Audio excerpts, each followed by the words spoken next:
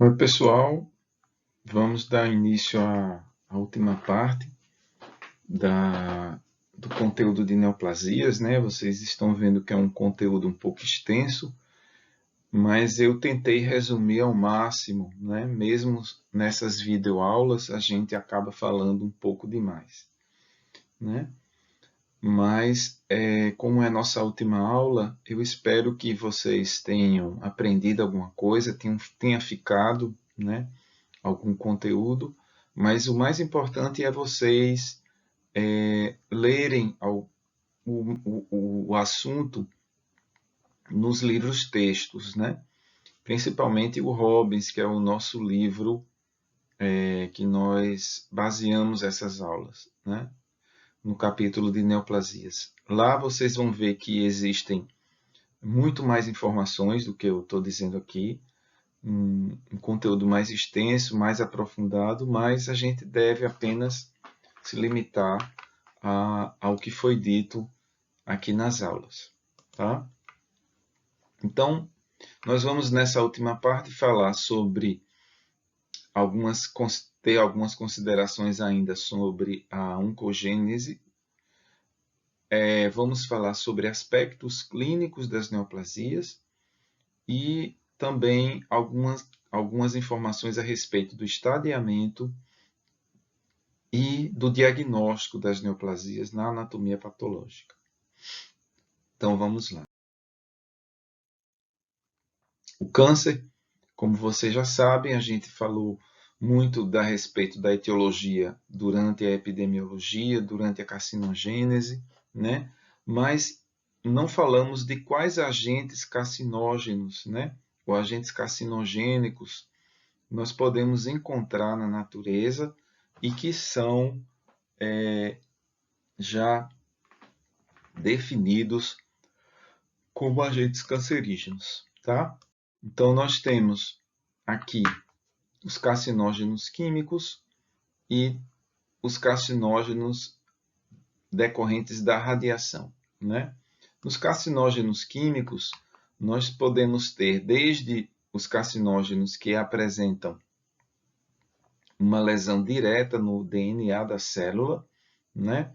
E os que apresentam uma lesão indireta, ou seja, eles são inativos na natureza e, quando ingeridos, inalados, aspirados ou absorvidos pela pele, eles se tornam uma substância ativa através de alguma forma de conversão por uma enzima presente nos nossos tecidos, nas nossas células. Tá? Então, quando você tem ação direta, o carcinógeno ele já vem pronto, né, para causar a mutação genética na célula-alvo. E essa lesão direta no DNA, muitas vezes, ela é uma lesão iniciadora, né? O que significa isso? É aquela lesão inicial que está no início da carcinogênese, né? Aquela lesão não letal que nós encontramos e descrevemos ela na aula anterior, quando a célula sofre ela é acometida pela primeira mutação, né? Essa mutação não letal seria essa lesão iniciadora, que pode ser por um carcinógeno químico iniciador. Essa lesão persiste na célula como uma cicatriz, ela permanece no DNA, mas ela sozinha não consegue transformar a célula numa célula maligna. Ela precisa de mais indução de substâncias promotoras do câncer, né? Que também podem ser carcinógenos químicos. Então, essas substâncias, tanto a iniciadora como a promotora, elas podem, em conjunto, gerar um meio ambiente favorável à transformação da célula para a célula maligna, tá certo? A carcinogênese química, ela tem vários exemplos que eu vou mostrar para vocês. E aqui, continuando os agentes carcinógenos, nós temos a carcinogênese por radiação, que a mais comum é a radiação ionizante, né?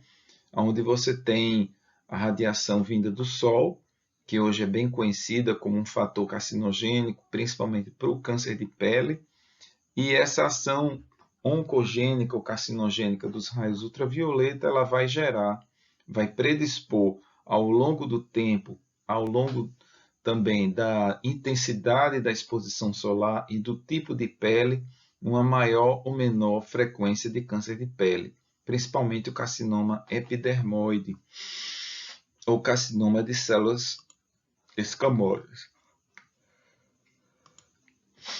Então, voltando a falar ainda de carcinógenos químicos, vocês vejam aqui um exemplo de carcinogênese química causada pela ação dos hidrocarbonetos aromáticos policíclicos. Esses hidrocarbonetos, como por exemplo o benzeno, ele está presente em várias substâncias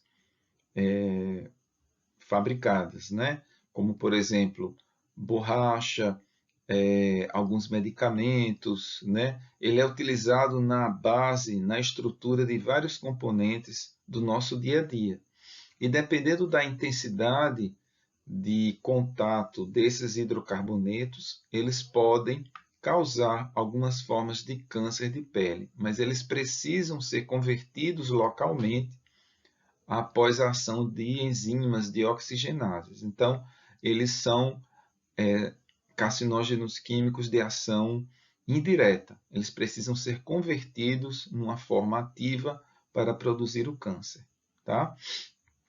Então, são considerados procarcinógenos. E aqui o exemplo na pele. Muitas dessas evidências elas foram encontradas após a exposição ocupacional de indivíduos na indústria química, na indústria como um todo, onde a concentração dessas substâncias ela é bem mais elevada e a exposição também, tá certo?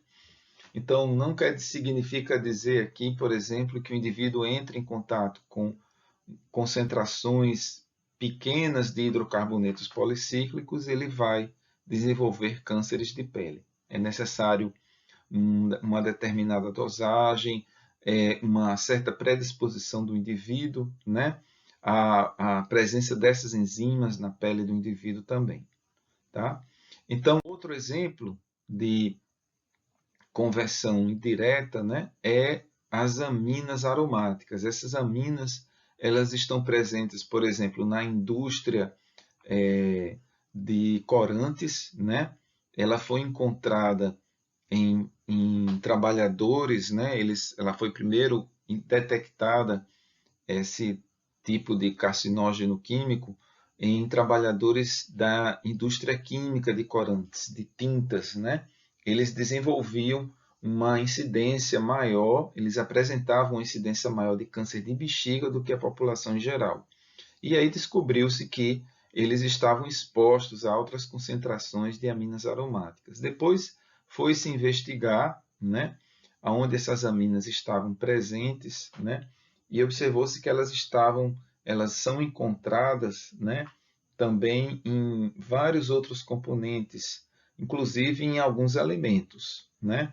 Mas dependendo também da concentração delas, da quantidade de exposição, você vai ter a absorção dessas aminas e a conversão dela à desconjugação e hidroxilação em órgãos como o fígado e rins, até ela se transformar numa substância cancerígena ativa, aqui causando o carcinoma de bexiga, tá? Que é um carcinoma, é um câncer que surge nas células do epitélio transicional da bexiga.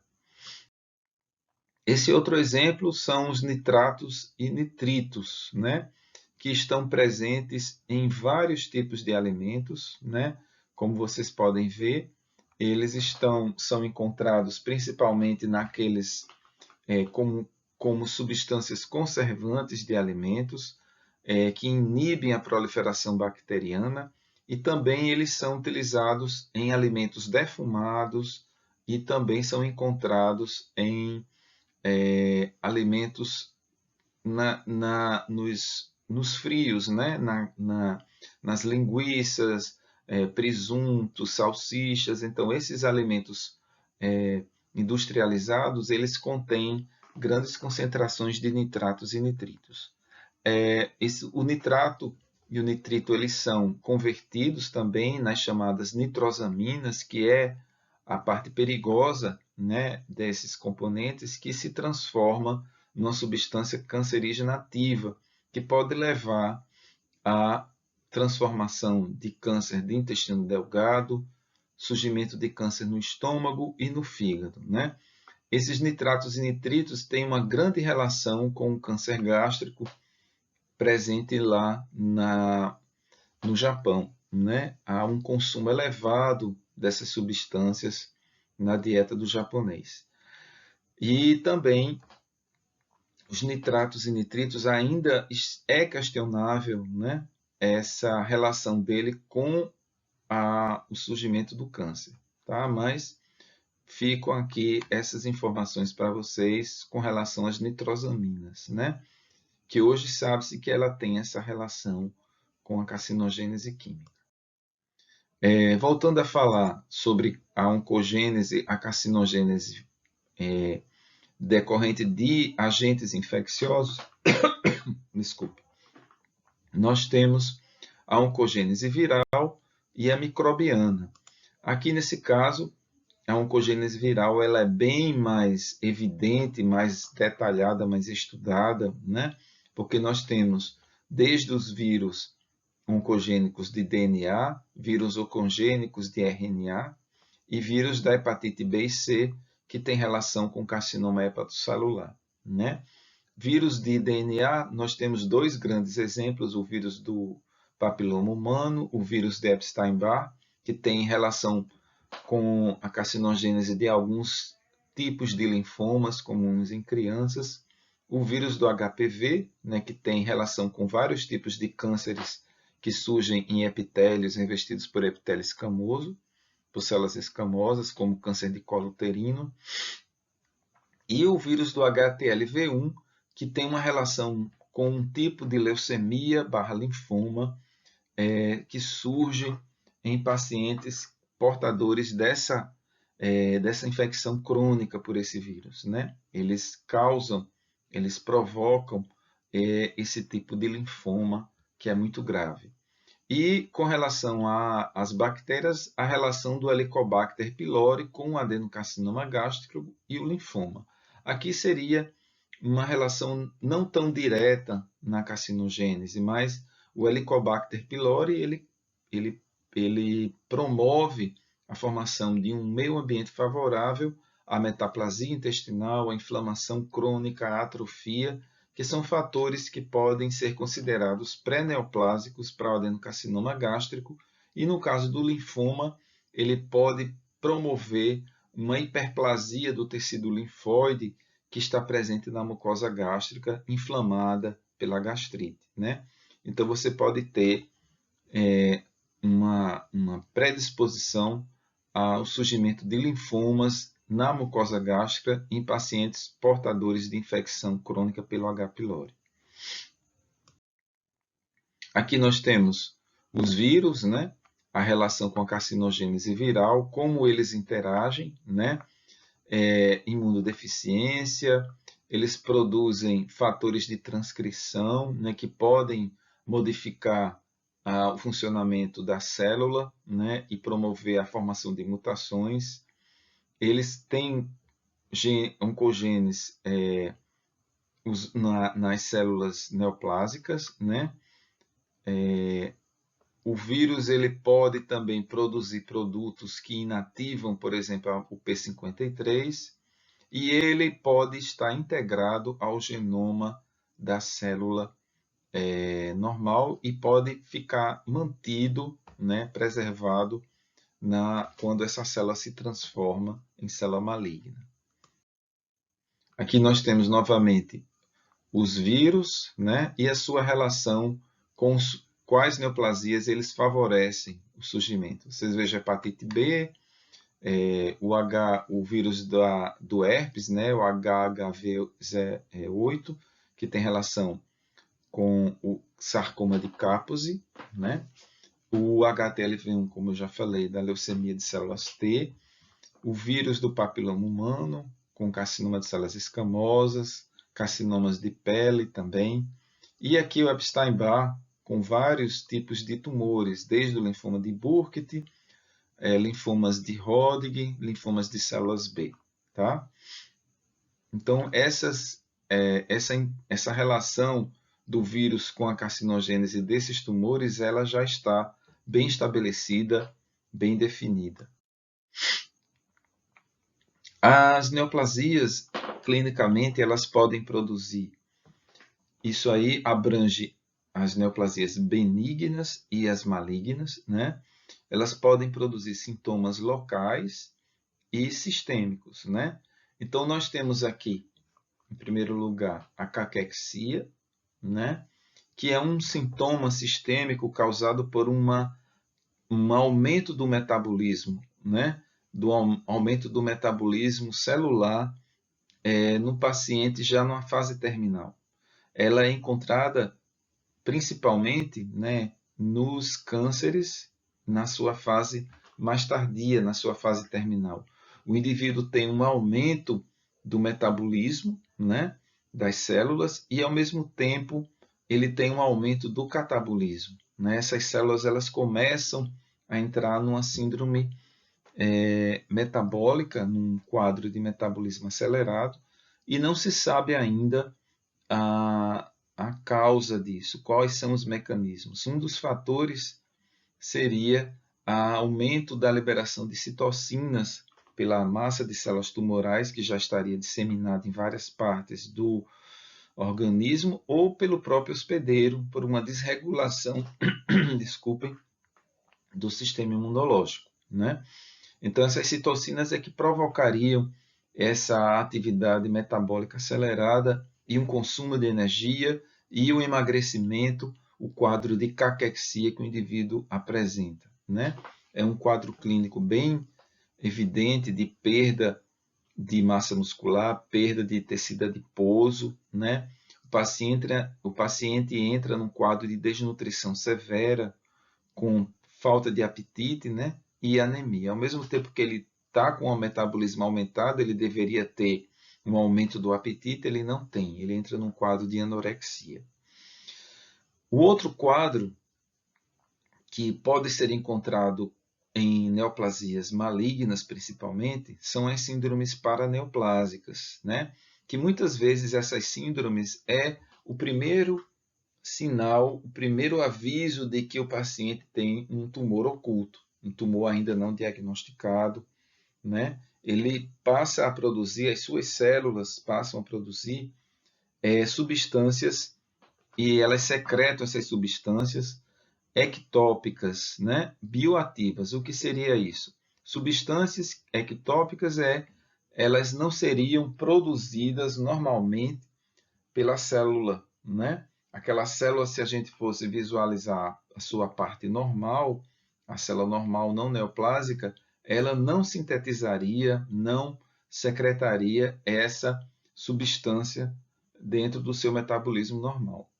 E essas substâncias são bioativas, ou seja, elas vão produzir alguma alteração em função de algum órgão, elas vão simular o efeito hormonal, um efeito, vão produzir alguma alteração vascular, né?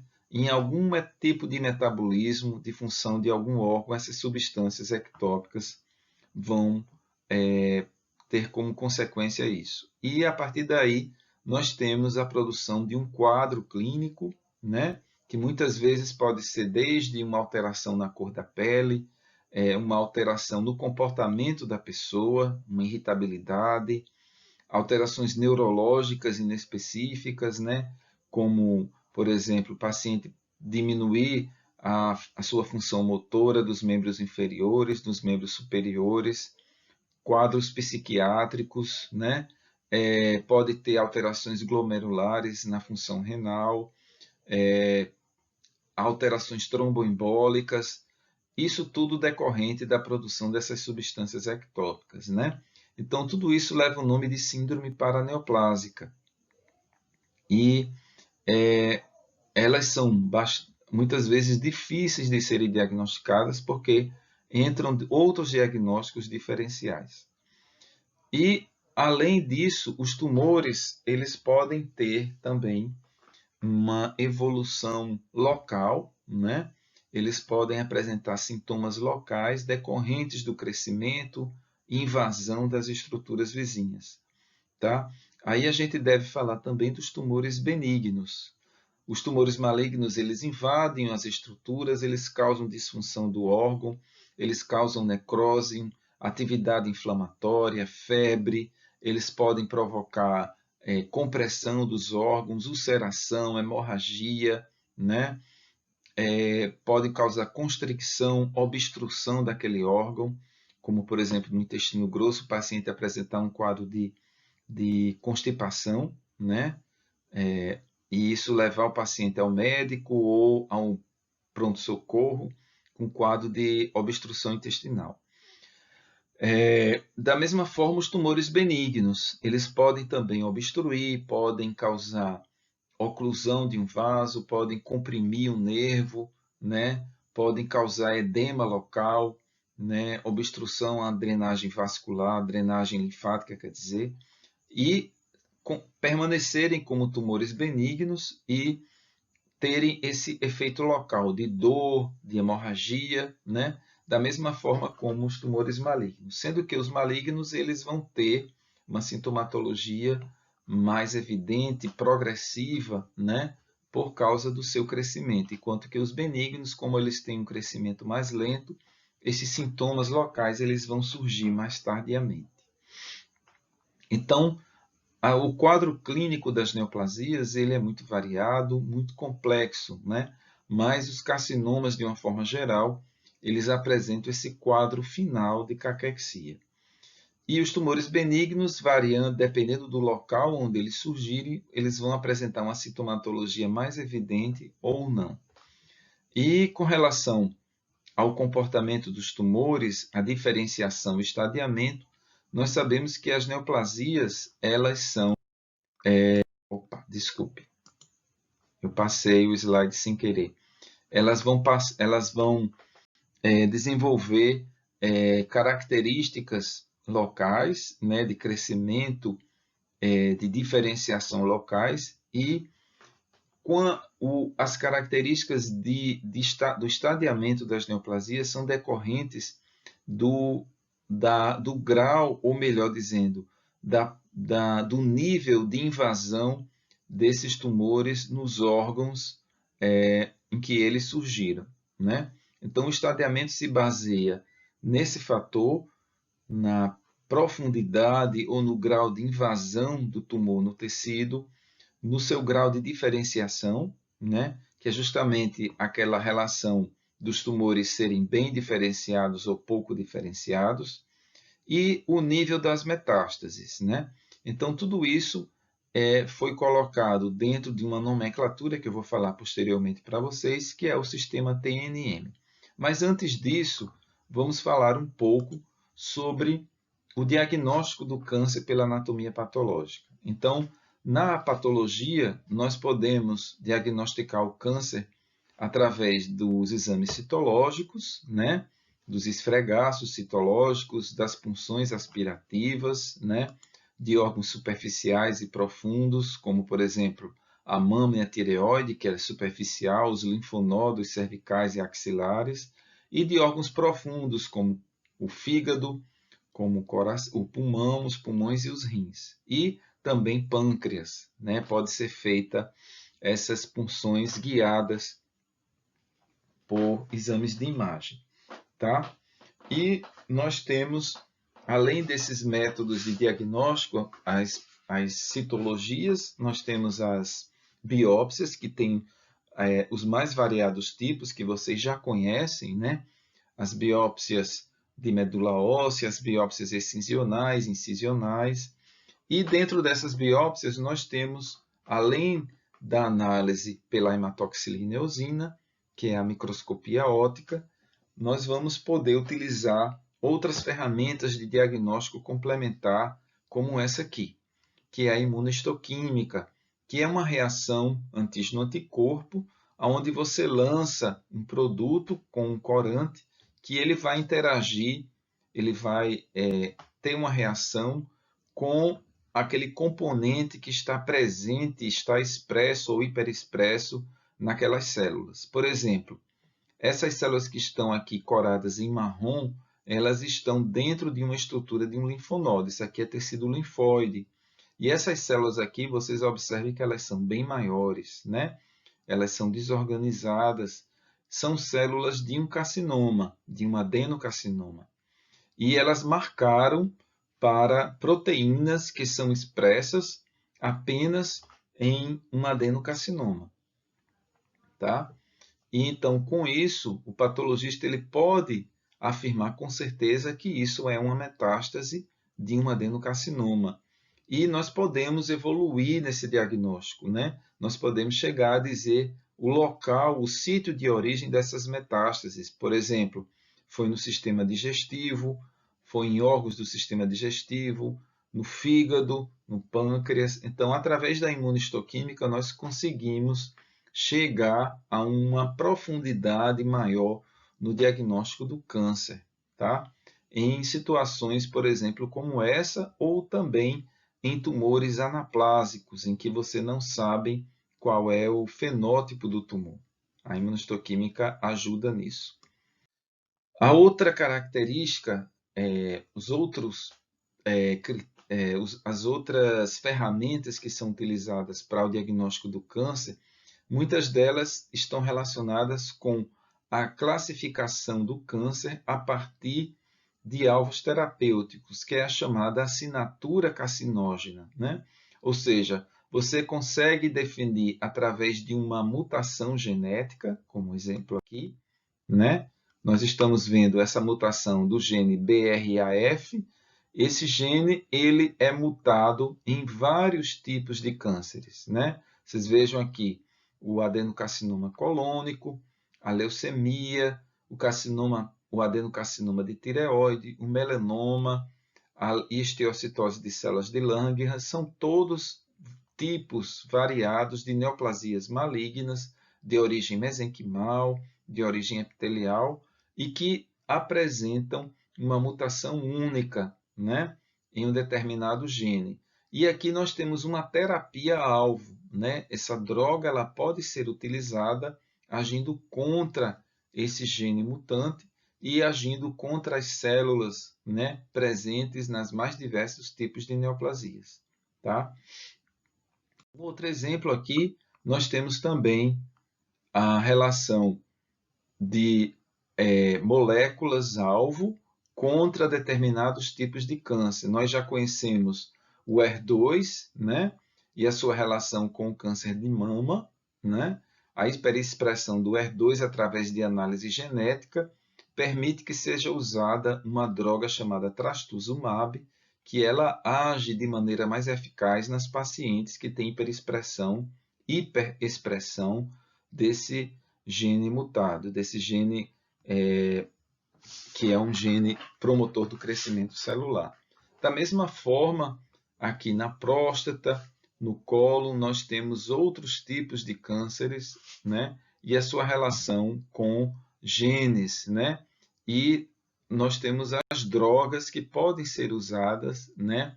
Especificamente com uma terapia molecular alvo, tá? Então, isso hoje é o que há de mais moderno.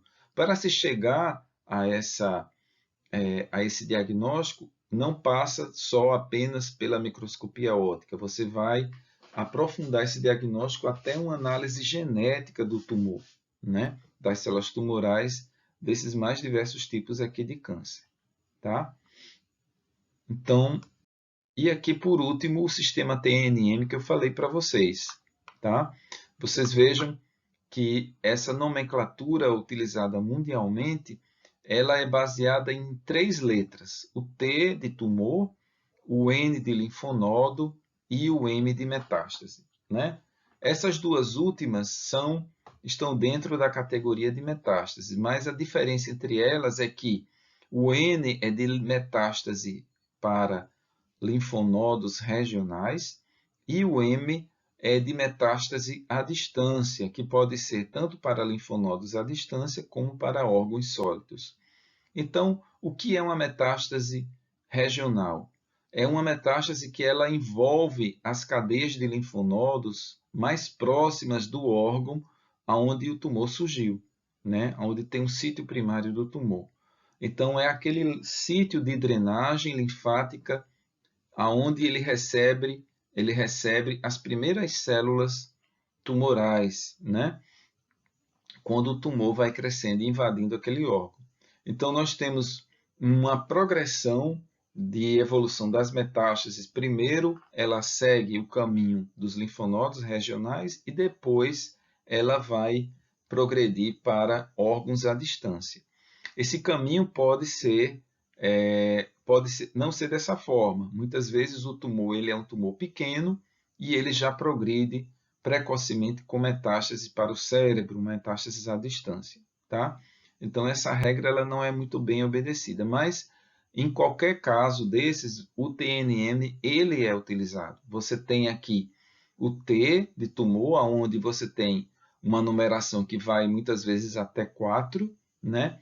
Aonde o 0 é não existe tumor, o 1, 2, 3 e 4 significam que o tumor tem uma progressão no seu tamanho e na sua profundidade de invasão, né? Vocês vejam que aqui o tumor ele está maior no 3 e ele atingiu uma maior profundidade na estrutura do órgão. Vamos imaginar, por exemplo, que aqui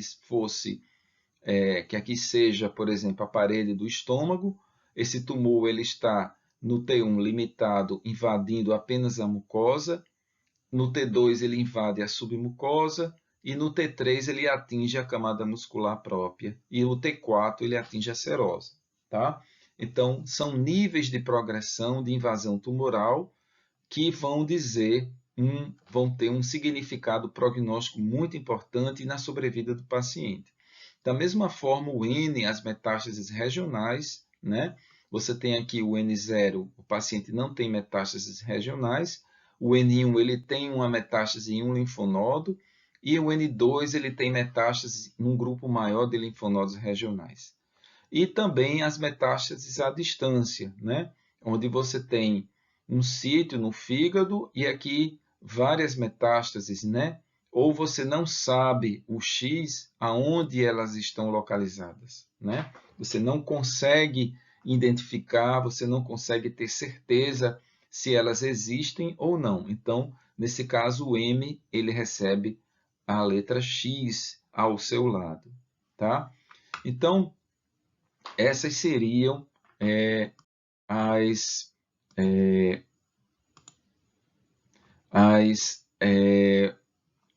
o final da aula, né? Esse slide aqui, vocês não, ele faz parte de outra aula, né? Mas vejam que nós estudamos, né? Nós analisamos vários aspectos das neoplasias, né?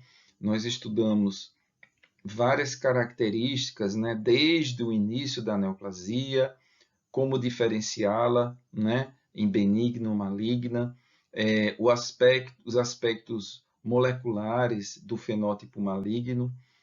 Nós estudamos também os aspectos imunológicos, como as neoplasias elas conseguem progredir no nosso organismo, as metástases, como elas ocorrem, né? E hoje chegamos no fim da aula do estudo de neoplasias, finalizando com a carcinogênese viral, carcinogênese química e os aspectos clínicos. Lógico que nós não falamos tudo, né? Aqui não tem condições da gente explicar todo o assunto e vocês devem complementar isso através dos livros e dos trabalhos dos questionários que eu vou passar para vocês posteriormente, tá?